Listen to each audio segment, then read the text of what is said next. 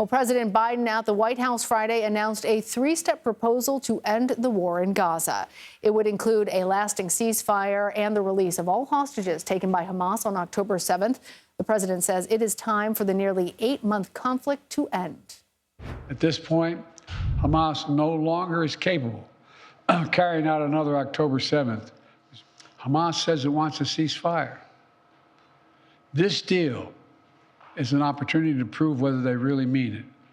CBS News national security contributor Sam Vinograd joins us now for our weekly national security wrap-up. So, Sam, what's your take on the president's announcement? Well, Anna, as the president called for an end to the war, the situation on the ground in Gaza is increasingly dire. Hostages have been in captivity for almost 8 months. Just this week alone, we saw a devastating spate of civilian deaths.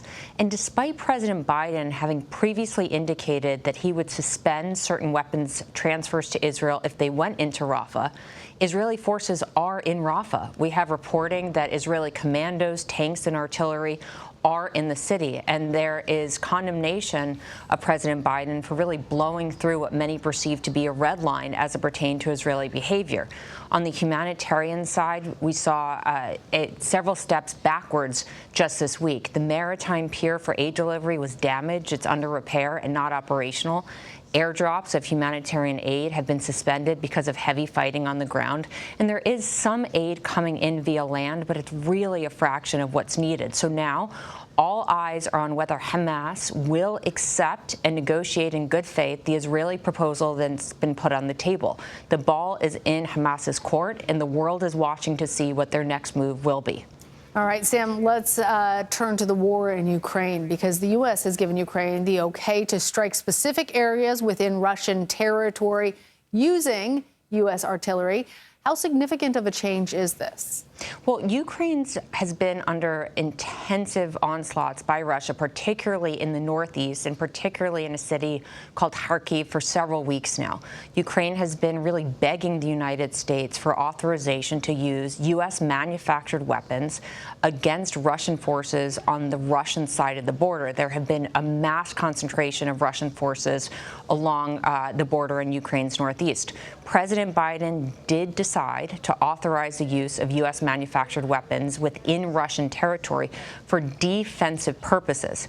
The administration has been stressing that these weapons may only be used for defensive purposes, but that is likely falling on Putin's deaf ears. He does view this as an escalation. He said so publicly, despite the fact that other countries have already made similar authorizations for weapons that they've manufactured.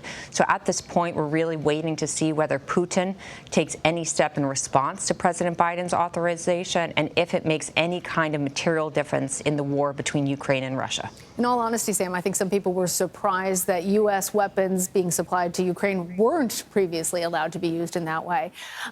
Finally, I want to talk to you about the defense secretary from the United States meeting with his Chinese counterpart. Where do communications between the U.S. and China stand? Well, the administration has implemented a range of punitive measures against the People's Republic of China. We've seen more export controls, we saw the TikTok ban, and more. At the same time, really simultaneously, the Biden administration has been focused on deepening communications with their Chinese counterparts. Ever since President Biden met with President Xi Jinping last fall, we've seen the president, secretaries of the Treasury, State, Defense, Homeland Security, and others engaging with their Chinese counterparts and really focusing on the need for open communication to avoid miscalculation.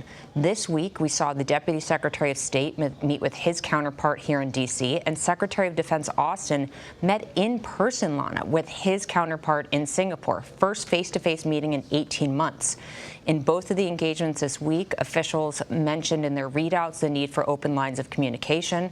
U.S. officials also reportedly spoke about Chinese aggression against Taiwan, as well as Chinese contributions to Russia's defense industrial base.